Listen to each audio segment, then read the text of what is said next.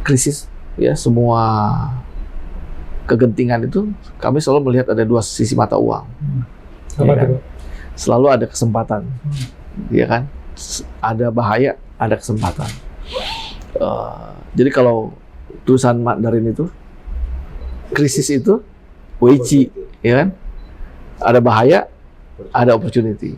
Saya believe itu, gitu. Jadi di tengah-tengah krisis ini kita harus mampu melihat apa sisi opportunity-nya.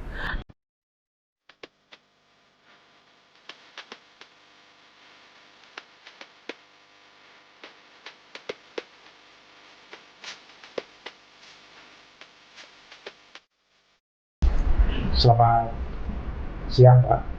Siang, Pak Jalil. Christopher Panesu dan juga rekan saya, Pak Ahmad Aris. Christopher ini Direktur Utama PT Asuransi Astra. Nah, saya Muharrol Jalil, Direktur Utama Media Asuransi, dan ini teman saya, Pak Ahmad Aris adalah pemimpin redaksi. Saya nanti tanyanya yang sedikit-sedikit aja, Pak. Kalau yang tanya banyak, Pak Ahmad Aris. Monggo, Pak.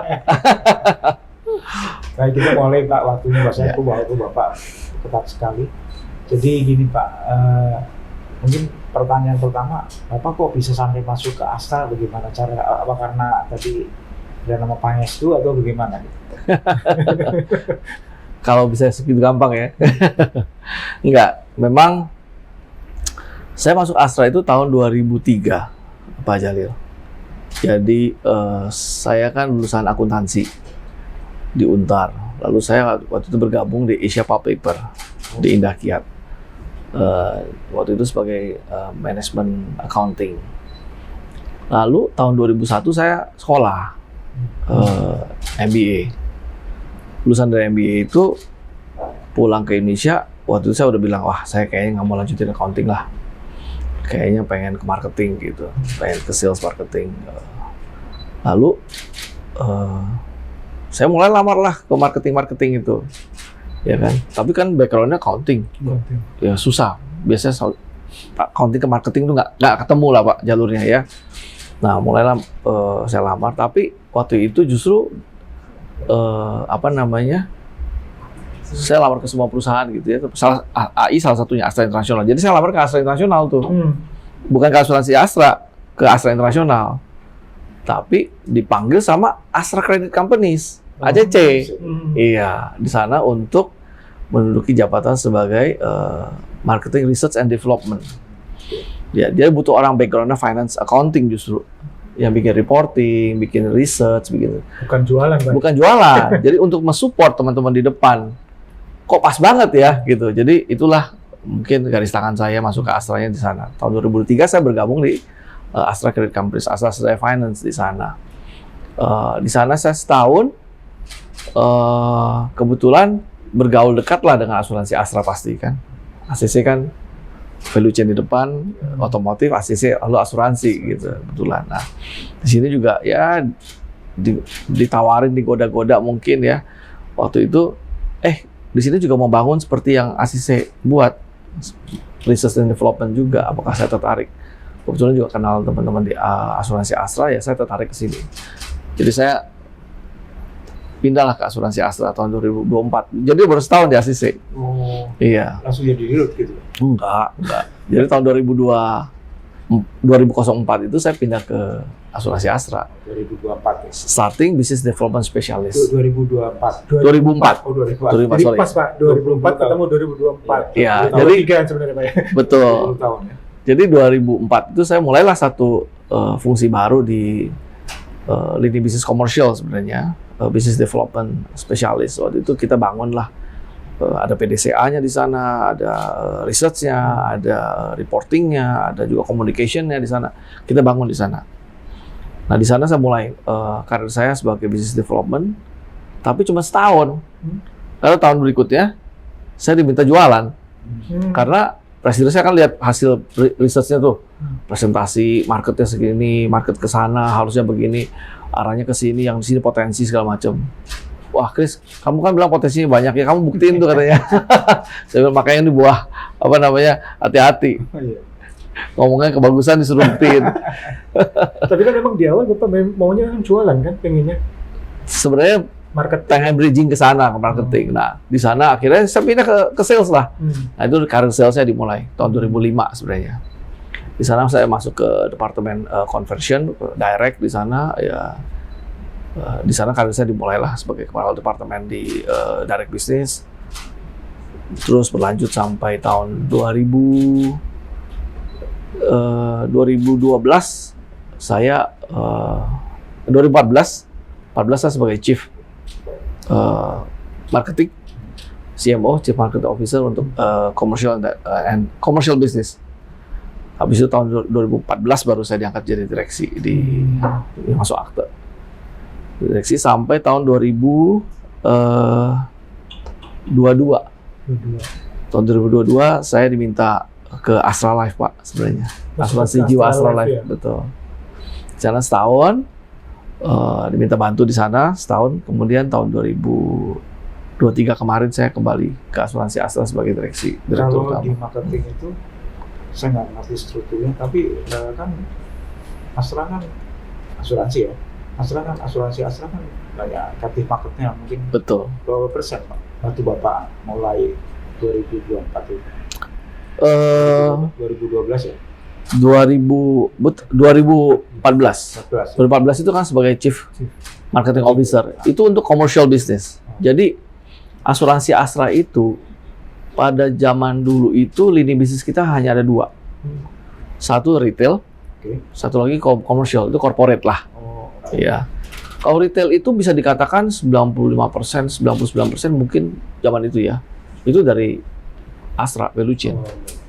Toyota captive, ya. Toyota, Daihatsu, Isuzu, BMW ya jualan ya kita masuk ke ACC, masuk ya waktu itu belum ada Toyota Finance.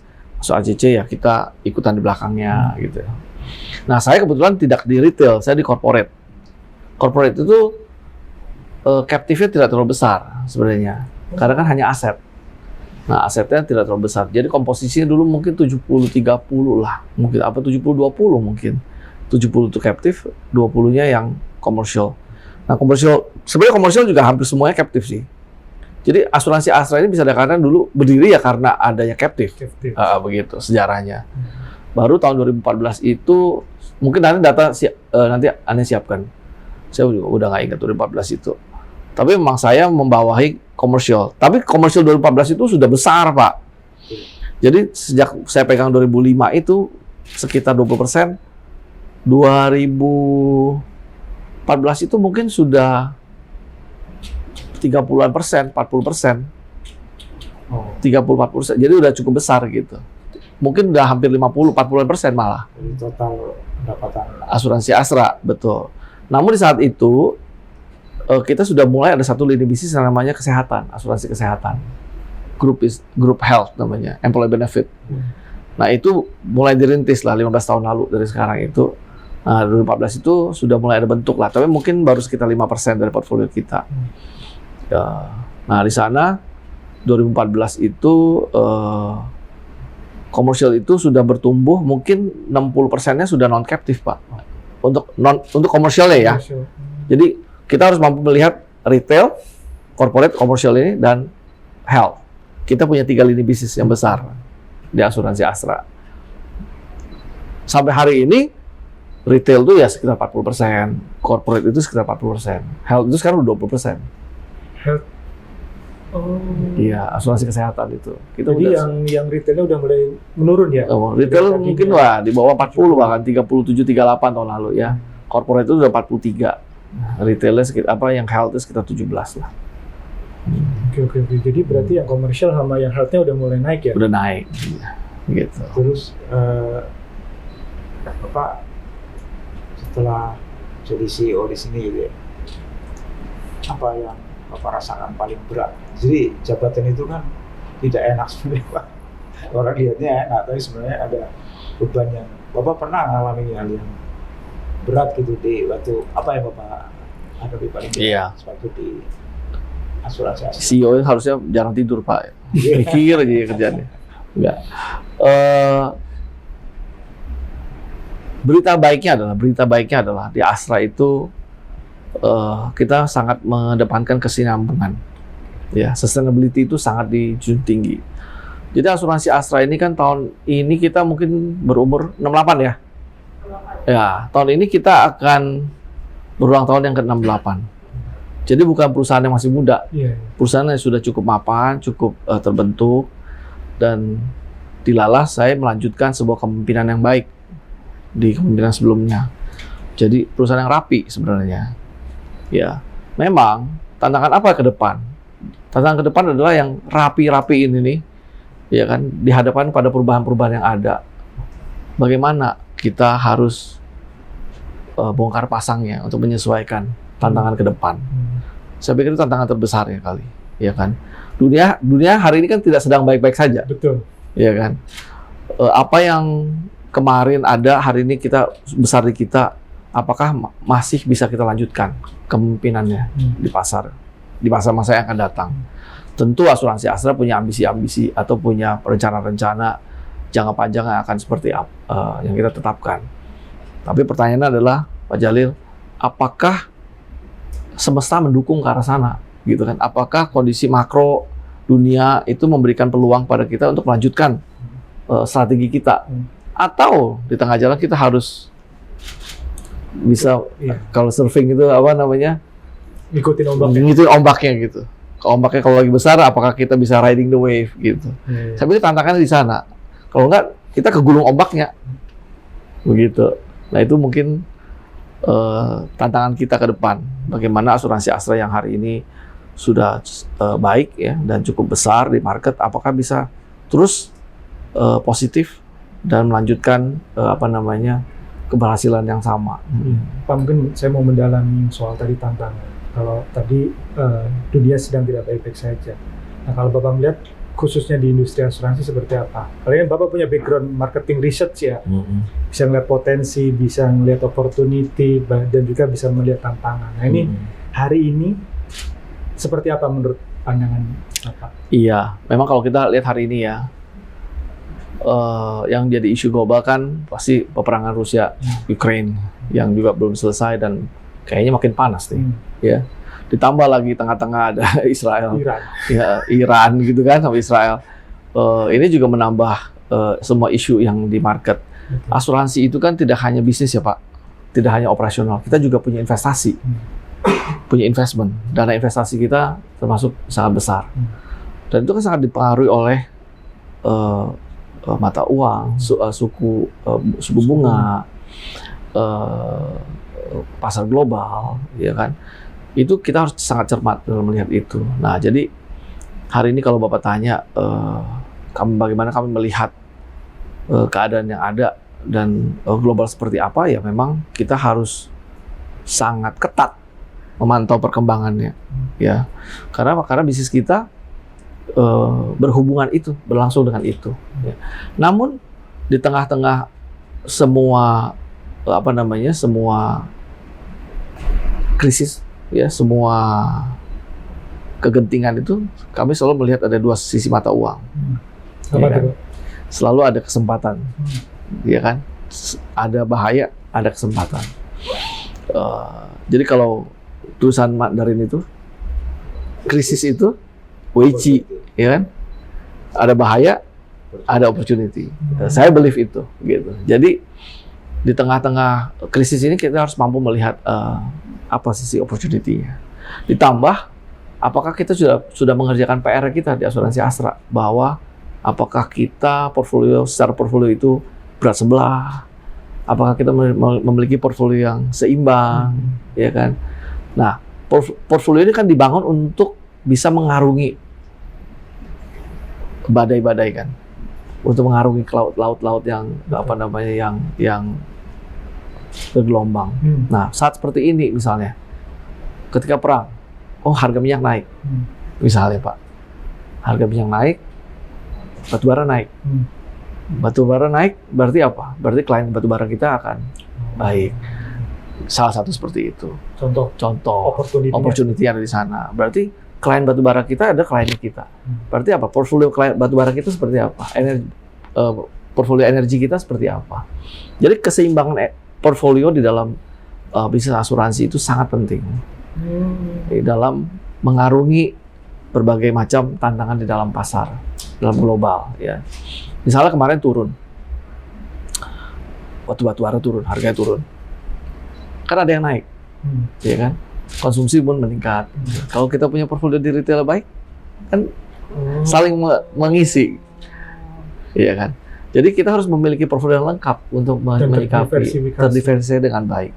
Nah, saya pikir itu adalah PR dari kita untuk memastikan perusahaan ini tetap sustain di segala masa.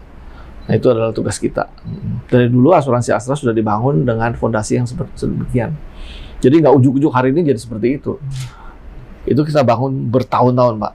Ya, gitu. Bapak kalau kan bisa sampai di puncak sini ya, sampai di top eksekutif di asuransi Astra, tidak mudah. Mungkin Bapak bisa punya filosofi hidup atau pedoman apa yang Bapak dalam bekerja itu ada filosofi of life-nya. Ini kalau itu teorinya banyak, Pak. Ya. Tapi kalau saya lihatnya satu loh, Pak. Satu aja, silahkan. Sabar aja, Pak. Gitu. Sabar. Saya pikir kalau kerja itu sabar aja. Gitu ya. Benar, kalau saya lihat hari ini, kalau saya banding-bandingnya dengan apalagi anak-anak milenial, ya, Gen Z, kalau dalam menyikapi dalam menghadapi di karirnya, saya pikir mereka harus sabar. Dikit-dikit resign, Pak. Bukan, dikit-dikit healing. Ya. Gitu.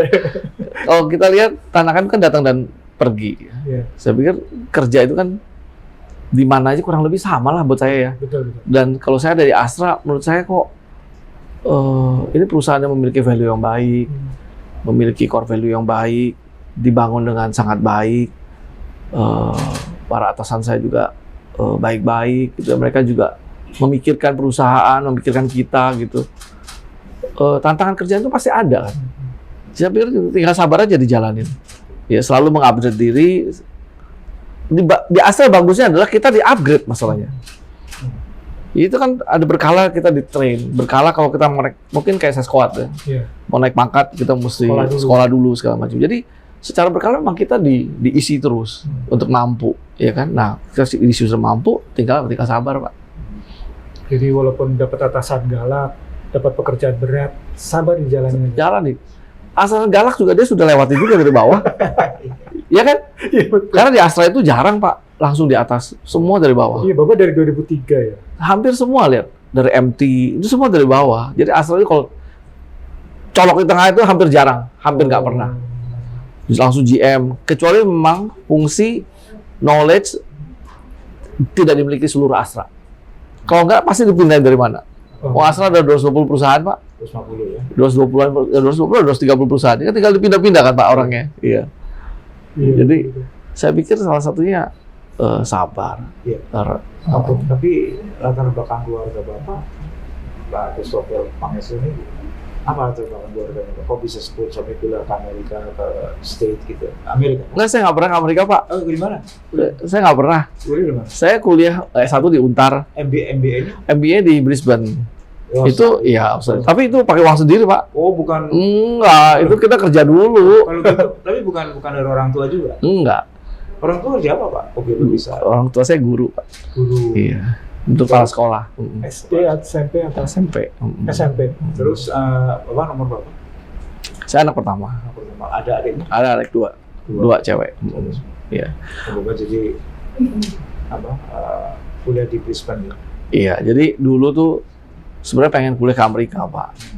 Tapi karena setelah krisis Amerika $1 jadi 17.000, pupus harapan. Habis tabungnya dalam rupiah sih.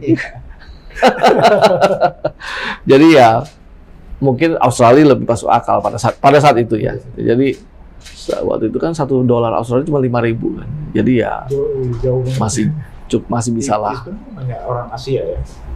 Brisbane nggak terlalu banyak orang Asia. Sydney yang banyak orang Asia. Di Brisbane banyak teman-teman dari Indonesia, biasanya dari government. Gitu. Di University of Queensland. Ya itu ya banyak itu. Di berapa tahun kan? 2 tahun? Enggak, saya waktu itu ngebut Setahun. setahun 4 bulan lah. Oh, Hmm. wah, hebat juga udah Dikebut. selesai. Terus duitnya nggak ada Pak soalnya. Oh, jadi uang sendiri ya? Wah sendiri itu, kita jual mobil Pak, jual mobil, jual tabungan semua di ini. Berarti ketika kuliah di sana itu berarti posisi cuti kerja atau Enggak, memang saya resign sekolah. Oh. Sekolah. Jadi dulu perusahaannya perusahaan apa? Grup Sinarmas. pulp and paper ya? Pulp and paper. Perusahaan yang itu ya apa? Yang perusahaan kertas ya? Kertas. Besar kok, besar. Iya, sangat- Pak. sangat besar, Pak. Itu Pak. Tahu. Pokoknya ke grup Sinarmas ke Astra sama-sama besar. Iya. Besar. Cuman nasibnya baik juga bisa masuk ke grup besar semua. Garis tangan Pak. Iya. Itu Pak, kalau semesta mendukung susah dilawan. Garis tangan. Tapi Iya. Pak Guru itu ayahnya Bapak itu mesti punya nasihat tuh yang mungkin masih berkesan di Microsoft itu. Hanya apa? Sama saya pikir Pak. Saya kan dia sebagai salah satu orang yang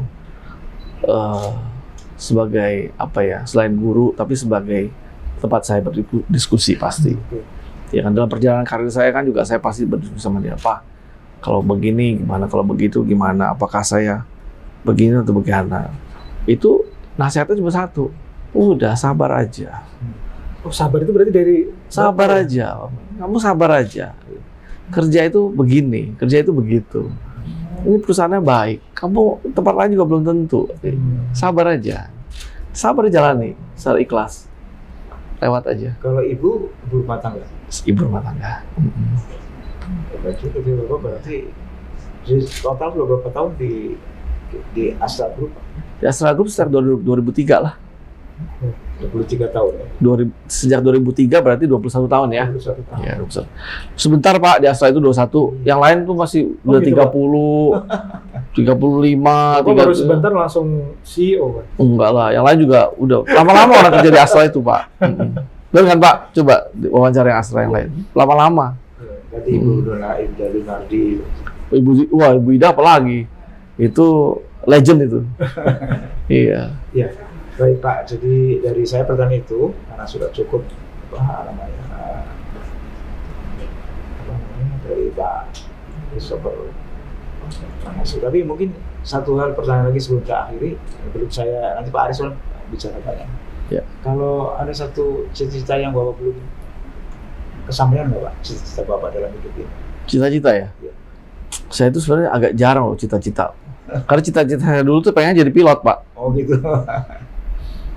Tapi ini jadinya beda. Sekolahnya akuntansi Pak. Iya. Saya punya prinsip dijalanin aja Pak. Hidup itu jadi apa ya? Flow with apa yang bukan seperti air juga tapi lebih ke ditutur, kalau bahasa orang Jawa itu apa? Ditutur tuh diikuti. Diikuti arah ininya. Orang Jawa. Bukan. Pangestunya sih dari Jawa. Ini lahir di mana? Saya lahir di Pekanbaru. Lahir di Pekanbaru. Jadi saya lihat dituturkan aja kehidupan itu kemana dia membawa, dan saya pikir semuanya Kayaknya semua itu udah ada waktunya gitu. Jadi saya pikir ya kita jalani aja. Istri bekerja juga? Enggak, di rumah. Hebat, benar-benar breadwinner-nya satu aja. Satu ini gardennya satu ini Pak. Anak udah berapa anak Pak? Dua Pak.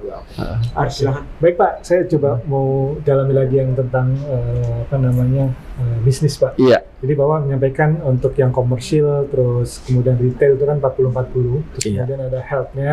Ya, 20. sekitar 20 ya. Sebab tadi cerita soal portofolionya kan terdiversifikasi sehingga ketika satu ada risiko, yang lain bisa Betul. saat ini kan untuk lini health itu kan agak agak ada masalah Pak ya, karena kenaikan biaya medis. Oh iya, betul. Artinya, nah ini bagaimana di Astra, apakah juga mengalami hal sama, terus kemudian bagaimana mengatasinya Pak? Seperti kita ketahui memang medical inflation Indonesia adalah salah satu yang tertinggi di Asia. Ya, itu 13,4 atau 13,6%. Itu yang Asia. di Asia. kita yang tertinggi, ya. Bukan yang termahal, tapi yang tertinggi. Kecepatan kenaikan harganya itu tertinggi. Dan dilala sebenarnya kalau kita mau sikapi, kalau kita cermati, ini terjadi sejak dulu juga nggak kecil sebenarnya, tapi pada saat COVID itu kan terjadi satu anomali toh. Pada saat COVID itu kan orang nggak berani ke rumah sakit, ya. Pada saat COVID itu selesai, orang semua berbondong-bondong ke rumah sakit. Udah lama dia nggak ketemu dokternya, udah kangen. Jadi semua orang ke rumah sakit. Nah itu yang membuat, salah satu yang membuat klaim itu naik tinggi. Mungkin Pak Aris juga membaca datanya ya. Jadi, nah kalau kita bisa menyikapi ini dan kalau kita mampu membaca tren dan menyikapi penyebab dari turunnya klaim atau naiknya klaim, kita bisa merencanakannya dengan lebih baik sebenarnya. Kuncinya di sana. Kuncinya adalah pada saat mampu membaca situasi, kondisi, lalu merencanakan strateginya disesuaikan dengan kondisi itu. Artinya apa? Artinya ketika hari naik begitu tinggi, kita sudah menyiapkan bahwa dia akan naik. Dan Astra udah melihat itu? Kami sudah melihat itu. Begitu turun terlalu jauh, itu anomali. Pasti ya akan kan? naik. Pasti akan naik. Ya kan? Nah, jadi pada saat turun jauh, jangan bersenang-senang. Karena dia akan balik. Ya kan? Tapi pada saat balik, nggak usah sedih. Karena sudah dipertimbangkan, sudah diperkirakan. Gitu. Jadi, apakah hari ini portfolio kita bermasalah? Saya bilang tidak. Apakah kita menghadapi tantangan ini? Iya. Kita sama dengan seluruh pemain industri. Bahwa kita menghadapi tantangan yang sama. Bahwa kenaikan harga yang tinggi, orang semua kembali ke rumah sakit, segala macam. Tapi ini sudah kita perkirakan. Ya kan? Dan good news-nya adalah, selalu saya lihat ya, dia punya another flip of coins adalah, ini kan hanya balik lagi sekali, dan dia akan stabilize. Kayak equilibrium. Ada equilibrium baru. Iya kan? Stabilizing. Nah, stabilizing, kita ketika dia stabilize, kita juga harus memikirkan strateginya apa. Apa kembali ke zaman dulu, atau hari ini ada yang berubah? Elemen apa yang berubah aspeknya? Sehingga dia sesuaikan strateginya. Iya kan? Nah, jadi saya lihat tantangannya sama, tapi menyikapinya bisa berbeda-beda. Tapi menurut Bapak masih prospektif nggak lini bisnis asuransi kesehatan ke depan? Saya pikir itu adalah asuransi yang nggak akan turun. Selama orang masih bertambah banyak, dan kebutuhan orang semakin meningkat, dan ekonominya nanti semakin baik, middle class-nya nambah, maunya nambah.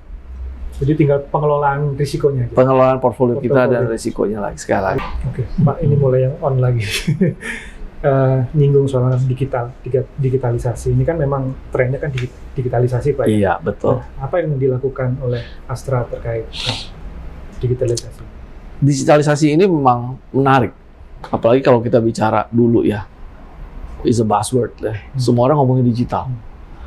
Kita sudah mulai digitalisasi itu mungkin kita bahas-bahas mungkin tahun 2012-13an lah ya. Kita mulai bahas dari digital.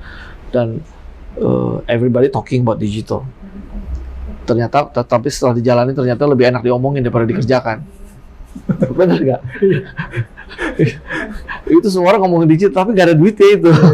Iya kan? Malah buang duit ya? Buang duit, ternyata semua orang strateginya bakar duit gitu. Sedangkan di Astra kita tidak memiliki strategi seperti itu.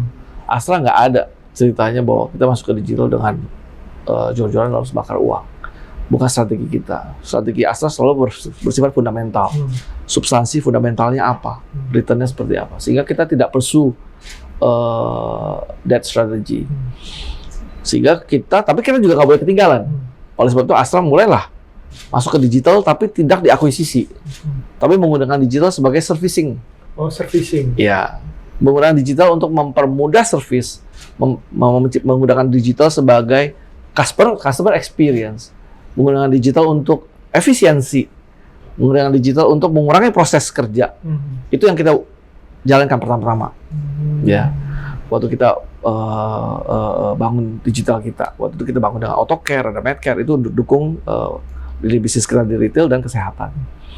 Tapi sering berjalan dengan waktu, kita juga sekali lagi kita lihat perkembangan dalam masyarakat kita. Betul. Sebenarnya kita tahu bahwa masyarakat kita sebenarnya apakah hari ini benar-benar ready di digital. Mungkin yang paling ready cuma belanja di Tokped, Iya, di Shopee. iya. Belanja, Pak. Belanja. Jadi isinya belanja scrolling di sana.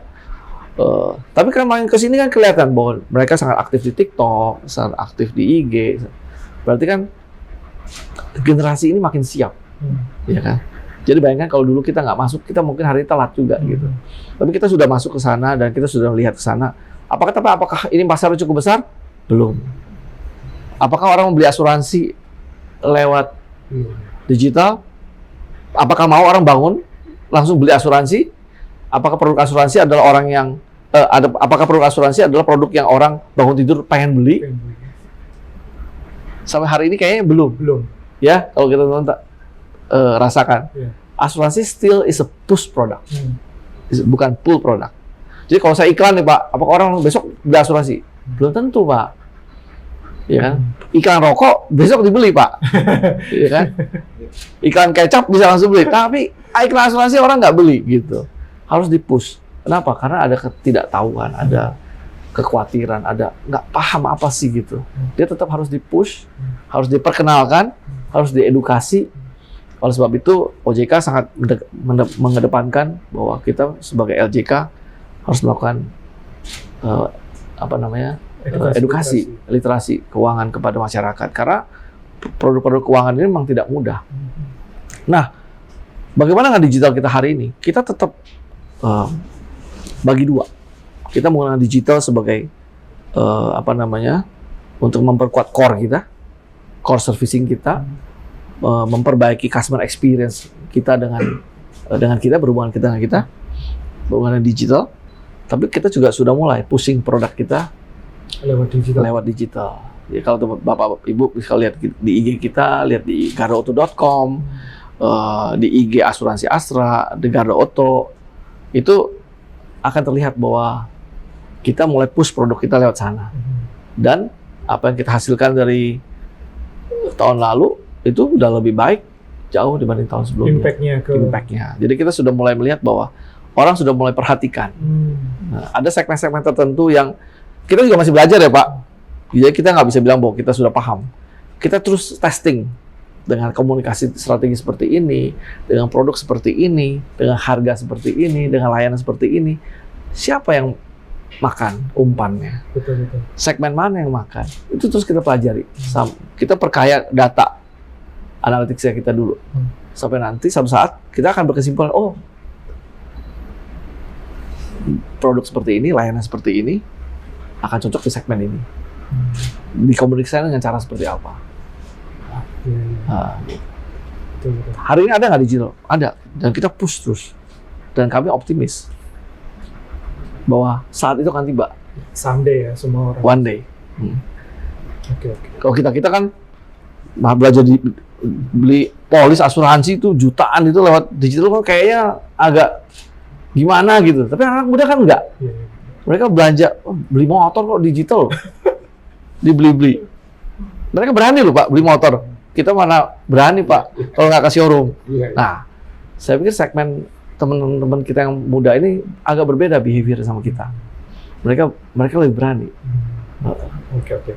Pak, ini kalau kita bicara posisi sebagai CEO ya, atau BOD ini kan untuk periode 5 tahunan Pak. Kita 2 tahun. Oh 2 tahun ya di Astra? Ya, asuransi Astra 2 tahun. Berarti Bapak masuk tahun kedua ya sekarang? Ini masuk baru kemarin diangkat kembali untuk 2 tahun. Baru 1 tahun ya? Iya, baru 1 tahun. Pertanyaan saya adalah target yang ingin Bapak capai selama menjabat sebagai CEO itu apa Pak? Banyak, mimpinya banyak Pak. Seperti apa gitu? Kita punya satu tujuan bersama ya, yang kita sudah set bersama-sama bahwa asuransi Astra ingin menjadi the most sustainable general insurance in Indonesia. Jadi kita bukan mau nomor 1 atau enggak, karena itu sekali lagi hanya angka-angka. Ya, kita pengen lebih fundamental bahwa kita ingin menjadi perusahaan asuransi yang paling sustainable. Kalau ngomong sustainable, karena kita langsung mengaitkannya, oh apakah ini masalah ESG? Nggak juga Pak. Maksudnya itu bagian daripada itu. Sehingga dalam strategi kita menuju sana kita mengenal dengan triple P strategi, portfolio, people, public contribution. Oh, public contribution. Ya, inilah yang kita yakini itu bisa membuat asuransi Astra menjadi perusahaan yang the most sustainable general insurance di Indonesia. Dari apa? Dari portfolionya. Apakah kita kelola portfolio cukup seimbang? Sekali lagi tadi, kalau ada badai, ada apa? Apakah portfolio ini agile? Dia bisa menyikapi perubahan-perubahan zaman atau perubahan-perubahan di global. People, sekali lagi, orangnya apa kita persiapkan dengan baik? Apakah dia mampu untuk berkarya dan menurunkan ilmunya lagi ke bawah lagi? Sistemnya apakah sudah ready sampai 100 tahun ke depan mungkin gitu. Public contribution, kita juga percaya bahwa lingkungan sekitar kita di mana kita berbisnis, di mana kita berusaha, itu harus mendukung kita. Itu adalah salah satu dari misi kita, bahwa bagaimana kita menjadi warga negara yang baik di mana kita berusaha. Itu adalah yang strategi kita. Nah, di dalam ESG kita ada beberapa kita tidak berdiri sendiri. Itu kita kolaborasi dengan Astra International turunannya. Fokus di 4 pilar: pendidikan, kesehatan, lingkungan hidup, dan pemberdayaan UMKM. Jadi 4 itu. Nah, kita percaya dengan itu, mimpi saya untuk asuransi Astra ini akan tercapai. Ya. Bahwa dia akan sustain. Tanpa saya, nggak ada saya, dia tetap akan berjalan seperti ini. Ya. Pengganti saya tinggal melanjutkan seperti saya melanjutkan pemimpin saya yang sebelumnya. Mereka menjalankan dengan baik, menata fondasi dengan baik. Saya melanjutkan menata fondasi berikutnya untuk masa depan. Oke. Nah, ini terkait permodalan. Iya. Nah, ini persiapan Astra menuju 2028 seperti apa? Yang 1 triliun ya? Iya. OJK nomor 23 ya. Hari ini equity kita kan hampir 7 triliun ya. Mestinya nggak ada isu ke arah sana. Jadi kita sudah menganalisa juga di pasar dengan dijalankan POJK ini, siapa-siapa saja akan terdampak di siapa-siapa saja. Kan hari ini kita ada 72 pemain ya, 72 pemain asuransi umum. Siapa-siapa yang akan berdampak. Tahun 2026 dengan 500 miliar, siapa yang terdampak? Di 2008 1 triliun, siapa yang berdampak? Kita juga sudah lihat seperti itu. Tapi untuk kita, asuransi Astra, mestinya ini tidak menjadi masalah. Namun malah kita melihat bahwa apakah ada opportunity buat asuransi Astra ke depan. Pasti pertanyaannya itu. Iya. Ya kan? Iya, mau istilahnya mungkin sudah ada yang mau merapat. So far sih kita belum membuka pembicaraan ke arah sana. Tapi tapi OJK kan memberikan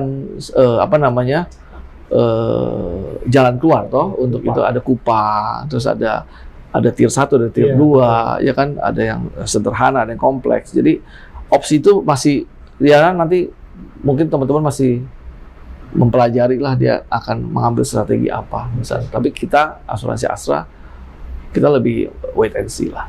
Tapi kalau ngelihat histori dari strategi yang dipakai oleh Astra Holding itu kan memang tidak menutup kemungkinan untuk misalkan mengakuisisi atau tidak terlalu kemungkinan. Aku lihat Astra hari ini juga agak berbeda seperti dulu. Maksudnya Astra hari ini juga cukup aktif ya dalam melihat perkembangan situasi dan opportunity. Kita lihatlah nanti. Kita juga belum tahu ya. Mungkin terlalu pagi juga kita berspekulasi ya, karena saya pikir, saya juga yakin teman-teman di lapangan juga tidak tinggal diam. Perusahaan yang hari ini belum memenuhi juga mungkin tidak tinggal diam. Mereka juga sedang berusaha, saya pikir, memenuhi seperti itu. Tapi kalaupun tidak, sampai saatnya pasti akan lebih jelas nanti. Iya. Masih ada waktu, Pak ya? Iya, masih ada waktu. Oke. Satu lagi, silakan. Produk unggulan. Kita ini masing-masing lini bisnis itu ada produk unggulannya. Jadi, karena kan lini bisnis retail, kita punya Gara Auto. Di Gara Auto itu hari ini yang paling besar, ya, Gara Auto dan Gara Motor ya, itu besar di sana. Retail. Korporasi bisa dibilang bukan produk, tapi lebih ke tailor made. Karena korporasi kan butuh kebutuhan dari masing-masing klien bisa berbeda-beda. Betul. Kita menjahit kebutuhan mereka. komersial, industrial, propertinya, kargonya, alat beratnya, itu kita jahit secara berbeda. Satu customer kerja di tambang mana dengan tambang berbeda, itu memiliki resiko yang berbeda. Itu kita jahit berbeda. Asuransi kesehatan itu juga Garda Medica, itu produk kita. Itu brand yang kita jual, Garda Medica. Itu karena bukan hampir semua customer kita adalah korporasi, itu juga dijahitnya secara berbeda-beda. Kebutuhannya berbeda-beda. Jadi saya bisa katakan bahwa kelebihan dan salah satu core competitiveness dari asuransi Astra adalah kemampuan kita menjahit produk yang sesuai dengan kebutuhan customer. Terkait produk Pak, saya mau tanya untuk kendaraan listrik, bagaimana tuh Pak Astra melihat? Hari ini kendaraan listrik Indonesia sebenarnya nggak terlalu banyak, ya. Kita hebohnya lebih heboh sebenarnya dibanding mobil yang beredar. Kalau kita lihat data-datanya, walaupun growth-nya sangat bagus ya. Sementara ini kita adopsi dulu, ya. Kita juga dukung grup kita dari Toyota, dari Lexus, kendaraan listriknya, ya kita samakan aja dengan yang sekarang ada. Walaupun kita tahu secara statistik resikonya lebih tinggi. Ya, itu sudah benchmark juga ke China, kita benchmark juga ke dunia, tempat lain bahwa kendaraan listrik itu harusnya sekitar 25-30% lebih tinggi harga asuransinya, karena resikonya dia lebih tinggi. Tapi hari ini kita masih menyamakan dengan ini. Sekarang kita masih gathering data yang kita pelajari. Kita lihatlah perkembangan seperti apa. Mungkin kita juga nggak usah tidak perlu terlalu euforia, ya, karena kita lihat juga ternyata perkembangan kendaraan listrik di luar negeri udah mulai agak melambat juga, menurun juga. Tidak tahu karena secara global ekonomi atau juga secara infrastruktur sebenarnya.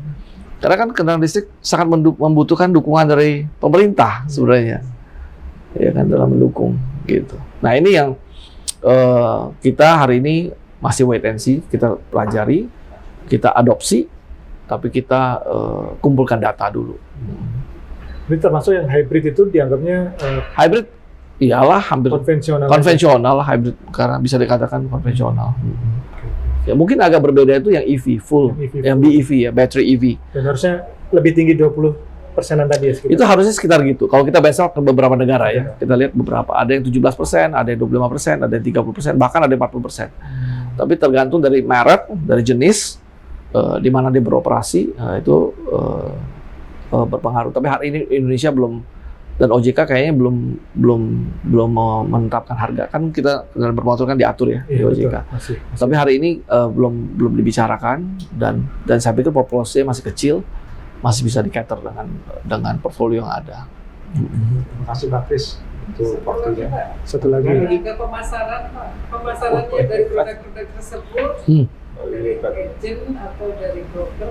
Nah, kita sebenarnya asuransi Astra memiliki channel yang cukup lengkap sebenarnya. Kita ada B2B, mulai dari B2B dulu ya, kan ada dari value chain, dari grup segala macam, atau perusahaan-perusahaan pembiayaan atau bank segala macam yang berhubungan langsung dengan kita B2B. Ya. Korporasi kita punya tenaga pemasar sendiri. Kita punya account management yang mengatur dengan yang ketemu, yang maintain, yang manage customer account itu. Agency kita juga punya agency. Ya, kita punya Mitra Garda Auto, kita sebutnya Mitra Garda Auto, agency yang kita manage sendiri juga. Kita juga punya SO, Sales Officer, AO, yang memaintain ke otomotif, ke retail, segala macam. Jadi, broker di korporasi ada, portfolio broker kita bisa dikatakan mungkin cukup besar loh di korporasinya. Mungkin 20-30% kali ya. Jadi, cukup besar. Jadi hampir semua lini bisnis dan channel bisnis itu kita punya ya Pak. Kita maintain. Ya. Ini Pak mungkin terakhir Pak. Kayak kepemimpinan Bapak Pak dalam memimpin di asuransi seperti apa? Manajemen saya. Iya. Mesti tanya yang di manage Pak. Iya, saya paham. Iya. Iya. Saya di dalam saya tidak di-assign di sini dalam keadaan perusahaan yang porak-poranda, tidak. Saya di-assign dalam keadaan perusahaan yang sangat baik. Perusahaan tahun 2022 ditutup dengan sangat baik, 2023 juga lebih baik. Jadi saya tidak di dalam keadaan krisis, tidak. Jadi saya tidak perlu menjalankan transformation leadership, tidak perlu. Ya. Tapi apakah asuransi Astra tidak perlu bertransformasi? Mungkin tidak juga. Mungkin transformasi harus bersifat evolusi, ya kan? Ada yang harus dipersiapkan ke masa depan. Oleh sebab itu, di core value kita salah satunya adalah agile. Ya, tahun ini saya menerapkan 2 core value kita. Kita ada customer first, agile, ada pursuit of excellence, ada respect, lalu ada fun. Oh, ada fun-nya juga. Jadi kalau disingkat aja peace and fun. Fun-nya apa, Pak? Fun, senang. Itu mungkin coba cek perusahaan mana yang ada fun sebagai core value. Nah, kita punya fun itu sebagai core value kita. Nah, tapi tahun ini bukan fun, Pak. Fun itu terlalu sering. Tahun ini kita mencoba mengedepankan agility dan respect. Supaya apa? Kita harus mampu agile, respect dalam hal kita bekerja sama, berkolaborasi untuk menghasilkan suatu inovasi. Jadi, apakah saya harus mainkan leadership seperti apa?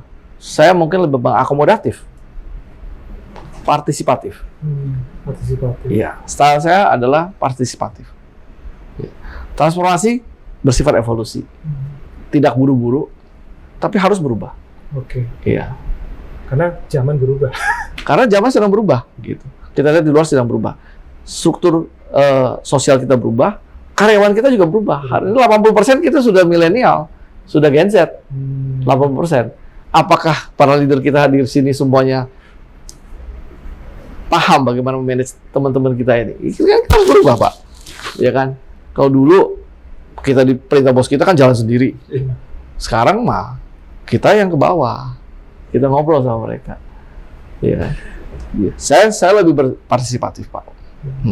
Pak, saya tergelitik, Pak, dengan style gini. Bisa dibilang seragam atau apa ya yang dari teman-teman di asuransi Astra. Pakai jeans, terus tadi saya di luar beberapa ngeliat banyak banget yang pakai kotak-kotak gitu, Pak. Banyak ya, Pak. Banyak pakai kotak-kotak. Malah style jeansnya sendiri kan jarang, Pak, perusahaan asuransi. Wah, iya. Itu bisa dijelasin, Pak. Itu mungkin ya, kalau kita lihat tahun 2014 atau 16 ya, Pak Iwan, kita melakukan perubahan logo ini. 14 ya?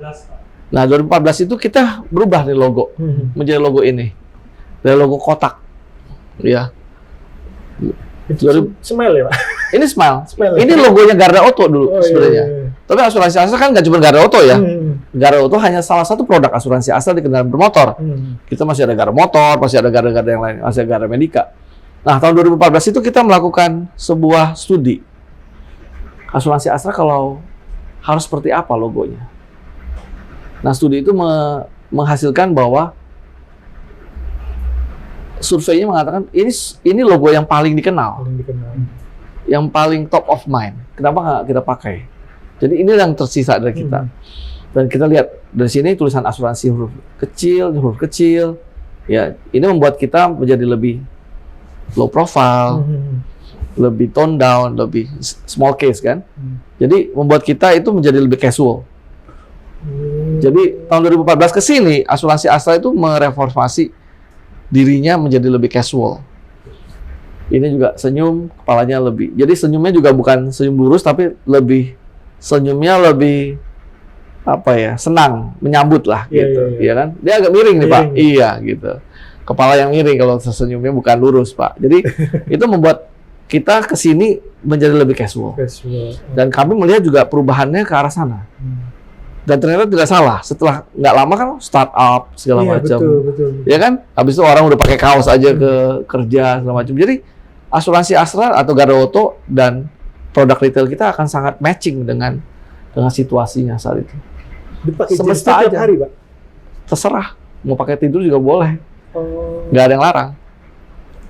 Oke. Kecuali ada dress code-nya, Iya, acara apa. Tapi kalau nggak ada, formal atau apa gitu. Kita nggak terlalu gimana-gimana. Intinya adalah yang penting rapi, pantas, ya.